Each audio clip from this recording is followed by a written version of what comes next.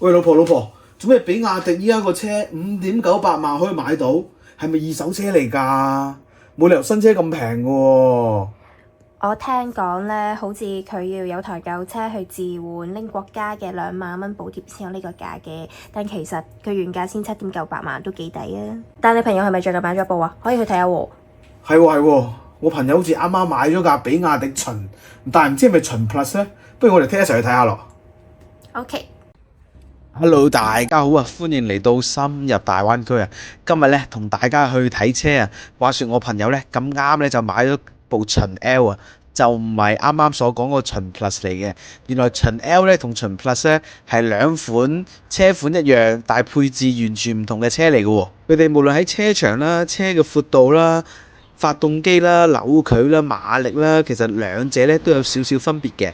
咁秦 L 咧就比秦 Plus 咧係豪華少少啦，所以我哋依家見到咧係秦 L 嘅最新款嘅車嚟嘅。咁呢架車咧就啱啱落地唔夠1個星期嘅啫，所以佢整體咧都係十分之新淨嘅。咁呢個就係個車匙啦。咁我第一感覺咧就覺得呢個車匙係十分膠嘅，而且好似唔係好靈敏啊，即係可能你要大力啲撳啊，撳多幾次啊，佢先會 sense 到。咁我哋依家入去車入邊睇下先。咁個車咧就換咗深灰色籠嘅，咁同外邊嘅顏色係一模一樣嘅。大家好啊！今日帶大家嚟體驗一下新嘅比亞迪車。咁呢個呢，就係比亞迪嘅秦 L 啊。咁我朋友就啱啱買咗啦。咁落地就11點幾萬咁樣嘅。咁呢一個嘅配置呢，都係比較大眾少少嘅。咁整體嘅內飾呢，都係同比亞迪唔同嘅車款都大同小異啦。咁都係呢啲軚盤啊，跟住呢啲控制聲音大小啊，跟住仲有啲撥檔啊等等嘅。咁揸得電車，大家最 concern 嘅咧就係佢用車嘅成本係幾多啦。咁因為呢個咧係油電運動嘅版本嚟嘅，咁 which 就係佢入邊有個電池，咁仲有個油箱嘅，就係啲混能版本嚟嘅。佢滿電滿油嘅狀態底下咧係可以行1000幾公里嘅。咁除翻每1 lit 油啦。咁如果內地嚟計咧，佢每1 lit 油咧，每1公里咧可以做到3毫子1公里嘅，咁其實都係相當之抵嘅。咁我哋睇下咧，咁呢架車個油耗係點咧？咁我哋喺新能源呢度可以撳入去啦，跟住喺能耗清單呢度咧可以見到，佢咧就累積嘅能耗咧用電嘅話咧就係11.7 kW， 行咗100公里啦。咁喺油方面啦，咁佢就用咗0.8 lit 嘅油咧，係去 complete 呢100公里嘅里數嘅。咁即係話佢 total 行呢100公里咧，係用咗11.7 W 嘅電同埋0.8 lit 嘅油喎。咁如果你睇翻個油嘅consumption 啦，咁其實如果計翻1 lit 油係8蚊嘅，咁佢0.8 lit 咧，咁即係0.8乘翻8啦，咁就係6個4嘅。咁你6個4除翻100公里咧，係6仙喎，6仙4行咗1公里喎。咁用電嘅成本咧就係好平嘅，因為我朋友咧佢咧係喺屋企下邊裝咗個充電樁嘅，咁一度電咧大概係1-2蚊嘅啫。咁我當佢2蚊啦，咁你11.7度嘅電乘翻2啦，咁20幾蚊，咁你再加翻啲6個幾咧，咁啊用咗30幾蚊咧，行咗100公里，咁就除翻係3毫子1公里，係啦，咁就都合理喎，都幾慳錢喎，真係。OK，咁依家就開始進行呢個試駕模式。咁啊，開始之前當然係要撻着部車啦。咁我踩住個 brake 先，跟住再撳 engine start。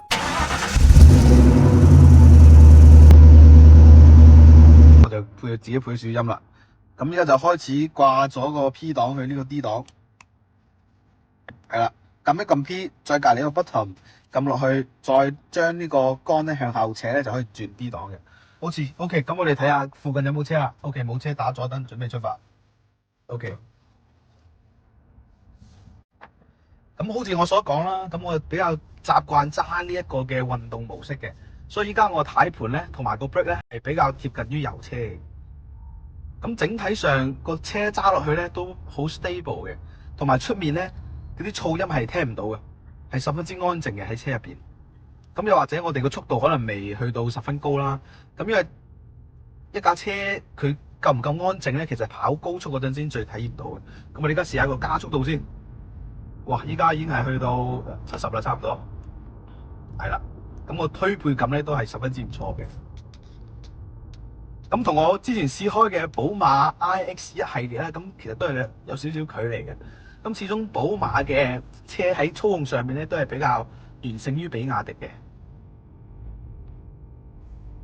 咁我哋而家試下打呢個左燈先，睇下個左燈係咩聲。係啦，咁佢個聲都叮咚叮咚咁樣嘅，咁唔知大家聽唔聽得慣啦？叮咚，好似啲門鐘咁樣，有人撳你個鐘仔咁樣嘅。OK。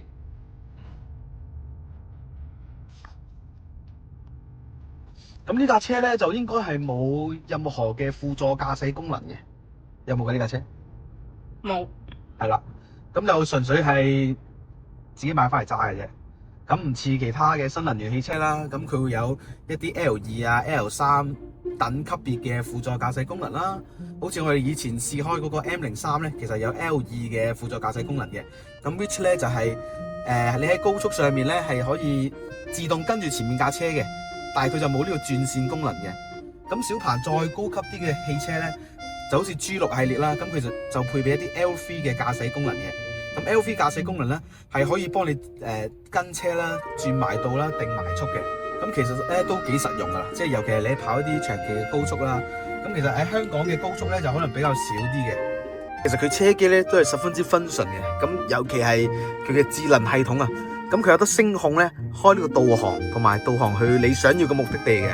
係啦，咁依家示範下先。你好，小迪。Hello。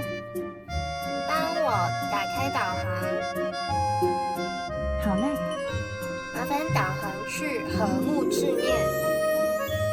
要再講多次你好小迪。你好，小迪。 Hello，我在。導航去和睦致面。是這個嗎？是的。準備出發。哇！我哋見到， 900米。哇！先900米。3分鐘。十分之智能啊！所以依家基本上你攞個 Magic Words 就係你好小迪，咁佢就會幫你去 execute 你想落嘅 order 啦，已經都幾智能嘅。咁就唔使手機係咁撳啊，點樣輸入嗰個number 啊，點樣打呢個字啊，基本上用你個口落指令，咁個車機就會幫你執行，十分唔錯。小迪還不是萬能的。咁大家見到我哋依家喺度等緊紅綠燈啦，咁其實咧依家咧就冇咁複雜嘅話要自己手動轉 M 波啊、拉手掣啊嗰啲噶啦。咁電車有個好嘅地方咧就係基本上你用力踩你個 brake 咧，咁你個 mon 咧就會顯示有一個 A 嘅。咁比亞迪嚟講啊，咁你見到喺個1隔離咧有個 A 字咧，咁即係叫做自動駐車啊。咁即係呢架車咧已經係自動咁樣幫你拉咗個 handbrake 嘅啦，已經係啦。咁所以咧我哋就可以鬆開嗰隻腳，咁架車咧都唔會話向前啊或者向後褪嘅，咁就十分之唔錯啦已經。咁對比起我哋以往揸油車咧，咁你就要喺呢啲位咧就通常轉一轉呢個 N 檔啊，再拉個 handbrake 啊，依家就完全唔使做呢啲咁繁複嘅步驟啦。見到 A 咁就自己可以放鬆下、飲啖水啊之類啦，係咪先？十分之方便啊。OK， 咁我哋依家就試緊運動模式嘅 brake 同埋個操控啦。咁我哋而家試下轉先。咁如果我想轉下舒適模式，睇會有啲咩分別啦。咁上網睇過啦，就應該會話係盤軚同埋個 brake 咧會比較輕少少嘅。咁我之前揸過 Benz 啲車咧，咁 Benz 啲車應該都類似呢種感覺啦，就比較輕少少。又試下再加速先，哇！咁其實佢踩到70咧，嗰啲風噪咧係會有少少大嘅。咁如果我哋入邊播埋音樂嘅話咧，咁其實應該就唔係好覺噶啦。係啦，咁我哋而家試下舒適嘅mode下邊轉一轉先。係喎，咁其實佢成堂軚咧真係好輕嘅，比佢輕少少啊。咁可能就比較適合女士揸啦。咁始終如果你揸車咁太過重，用太多力嘅話，都容易生 muscle 噶嘛。啱唔啱先？咁輕少少舒適 mode 就比較適合女士嘅。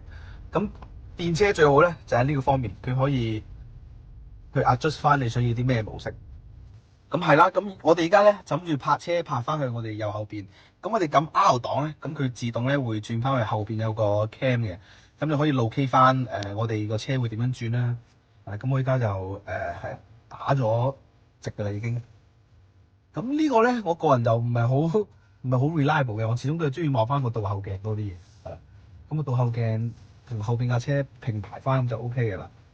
係咁另外啦，咁呢度都有啲圖啦，係可以模擬到你架車同埋側跟嗰啲環境嘅。咁見到我哋都已經拍翻入去條線嗰度啦。咁啱啱都見到有個車 cam 啦，我見到呢度有個位係 3D 喎，撳一下先。撳完 3D 之後咧，呢度就轉咗。咁我哋見到啦，佢好似可以模擬咧唔同嘅鏡頭影喺唔同嘅角度影住架車嘅。咁呢一個位置咧就應該係向後邊嘅鏡頭啦，見到個鏡頭影住架車喺後邊啦。係啦，咁呢個就係前面嘅。咁我哋見完之後咧，佢架車真係好似可以模擬到前面有個 camera 影住成架車喎。跟住周圍嗰啲環境啊，我哋都見到，啱呢架車經過咗啦，係啦，哇呢都幾實用喎，因為我哋喺條大路上面咧，好似就冇乜功能，但係如果我哋去一啲比較窄嘅路啊，呢啲鄉村啊，過一啲好窄嘅路嗰陣咧，呢個功能就應該幾有用噶啦，係啦，咁又可以 adjust 翻個 angle 啦，又或者你自己 free form 咁樣去整翻嘅。你見架車係咁喺度震緊啦，因為隔離有架車喺度泊緊車，係 detect 到啊，好近我哋，所以就開始有啲 warning 啊。咁頭先我哋都示範過啦，咁呢一個嘅360嘅影像咧，喺泊車嗰陣係十分之 useful 啊。就例如我哋依家諗住將架車泊喺黃色呢個格仔入邊，咁我哋見到黑色呢4個轆咧係歪晒嘅，但係唔緊要，我哋 base on我哋嘅 experience 同埋呢個智能嘅系統，我哋盡力將呢架車嗰4個轆拍翻入去個黃色嘅框入邊，差唔多啦。咁我哋見到右上角個車胎都係有少少嘅紮住，但係唔緊要，因為呢度內地個停車空間比較足少少，同埋比較大少少，所以就唔一定要排喺個框入邊嘅。依家咧就睇下佢個後尾門先。咁個尾門咧就喺呢個鎖匙呢度咧。今次你撳2下咧，見到有個誠意嘅，撳2下就會自動開噶啦。試下先。着咗，呢個就係唔好嘅地方啦，因為 M03咧係成個會幫你掀開嘅。你見唔見到啊？我哋呢一下咧係需要自己手去拍開佢嘅。咁佢個儲物空間啦，咁其實都同普通房車一樣噶啦。係啦，唯一令我覺得唔係幾好嘅就係佢要手動開翻個半趟門，同埋自己手閂翻呢個門啦。空間咧就可以測試下佢嘅後排空間嘅。哇，咁好似之前咁啦，好似係比呢個06 GT 多啲喎，係嘛？因為琴日06 GT 咧應該淨係得一個拳頭嘅啫，咁呢度有2個拳頭。咁啊後排空間咧係好過06 GT 嘅。咁大家見到啦，咁其實佢上面咧係有個遮幕嘅一個嘢遮住咗嘅。咁我就好好奇啦，咁到底可唔可以整走佢咧？原來呢度有個 button 咧，係可以開翻個天窗同埋呢塊黑色嘅幕嘅。咁我哋而家試下撳走呢個遮陽簾先，撳一個掣咧，你就可以自動打開啦。咁同依家好多嘅電車一樣啦，佢嘅天窗咧都係中意做翻呢啲玻璃面嘅。咁好似我哋之前試過 M03啦，咁都係成塊玻璃過嘅，但係 M03咧就冇呢一塊幕嘅，咁可能就要舒適少少啦。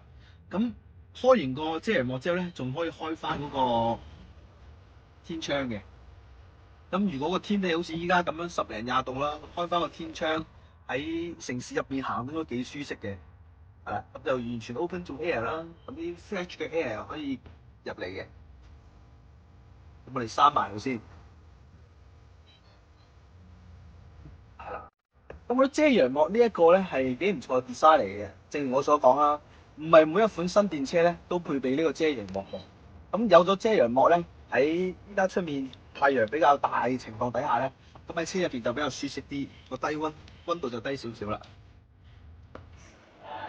咁睇完個巡 L 之後呢，我哋就去咗比亞迪嗰度睇最新出嘅海豹06 GT 啊！咁呢部車呢，就應該啱啱出唔夠半個月嘅啫。咁佢呢個主打就同 Volkswagen 嘅 Golf 係爭市場嘅。咁定價呢，就13.68萬去到18.68萬嘅。咁就係個純電車嚟嘅。咁個外形呢，都十分之型啦。咁有啲獵裝版本嘅。咁佢嘅定價咧都十分複雜嘅，咁又有海浪版啊，又有熱浪版咁樣嘅。咁13.68萬嗰個入門級咧，你就預咗好多嘢都係冇噶啦，你就唔好諗有冇啲電尾門啊、座椅通風加熱啊等等嘅。咁基本上咧係要14.68萬啊，去到18萬嗰啲咧先會有晒呢啲配置噶啦。係完全正晒。超靜喎。完全靜晒。係咯，即係出面啲人講嘢係嗰啲 noise 係完全聽唔到。所以我好我話呢個就係比亞迪最新出嘅海豹06 GT 啊，堪稱係年輕人第一代 GT。哇，咁你其實睇下，其實個 quality 咧都唔係好差嘅，軚盤咧就好正常啦，跟住又係呢一啲嘅 mon，其實都係一式一樣嘅啦已經。對於比亞迪嘅車主啊，又或者啲車迷嚟講，都係好千篇一律嘅，因為始終佢呢個都係屬於海洋系，係啦，咁都冇咩特別嘅地方啦。咁呢個就係手動撥檔啦，係咯，啲電子車啲嘢都係好 common 嘅呢啲嘢。呢度無線充電。係啦，有兩個無線充電嘅，哇！佢係支持60W嘅快充喎呢個。跟住轉車檔睇呢個先，係啦。哦，佢轉車聲係咁噶，叮咚叮咚咁樣嘅。係。咁睇下遠燈啦。咁最主要嘅咧係佢個耳咧都係全部都係電耳嚟嘅，電耳唔知有冇通風加熱咧？試下呢個嘅。係啦，咁依家開始研究座椅嘅部分啦。咁座椅咧係呢個係成架車嘅嗰個風速啦。咁如果我想整座椅咧，座椅，佢淨係得頭兩個先有嘅，後邊係冇嘅。咁如果我係開翻呢個，嗱，依家就係開咗通風噶啦。咁佢通風有3檔係可以揀嘅喎，有一係咯3 feel 到，feel 唔 feel 到好似啲抽氣扇抽走屁股啲熱氣咁樣，係，所以我覺得通風係幾好啊。睇加熱先。我加熱都有嘅喎，係咯，都係有3檔嘅加熱嘅。冇加熱啦。係，你而家 feel 到加熱啦係嘛？咁快？未 feel 到，但係我唔想嘅。通風先，通風比較涼啲。跟住佢呢個咧，仲有個掣係可以手動去開翻個後備箱，試下先。後邊，哇，後邊就即刻開咗啦，瞬間就嘈咗好多啦，已經 feel 到。好，呢度後排空間還好，後排空間還好。去睇下，你睇下你嘅膝頭哥會唔會頂得？好，你幫我揸住。後排空間麻麻地喎，即係其實我覺得1.7米嚟講，先一個拳頭㗎啦。係咯。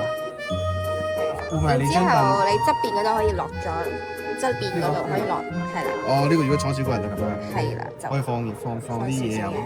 冇雪櫃嘅呢度。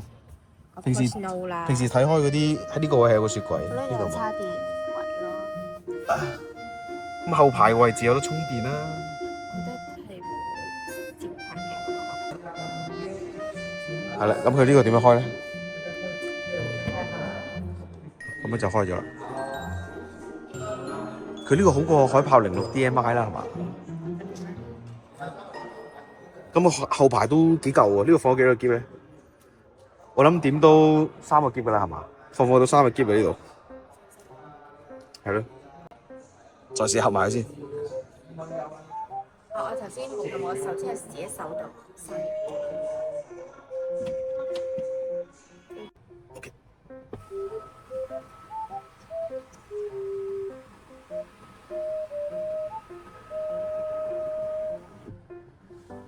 哇！我留意到啦，咁其實佢有個氛圍燈喺度喎，原來。咁佢就呢度一條咁樣成個過嚟，連埋呢一個嘅主車芒啦。咁門呢啲位置咧就係冇呢啲氛圍燈嘅喎。咁我哋睇下個氛圍燈係可以點樣 set 嘅先。嗱，佢呢個氛圍燈啦，喺 setting 入邊可以撳入去嘅。哦，原來佢個氛圍燈咧，門呢度咧係顯示係開門嗰個位係有氛圍燈嘅。佢淨係得開門個位啦，同埋頭先 show 到嗰條巴啦，仲有中間呢啲位係喎，中間放水嘅呢啲位咧都有啲氛圍燈嘅喎。咁佢咧就可以 set 翻啲顏色同埋啲光暗程度嘅。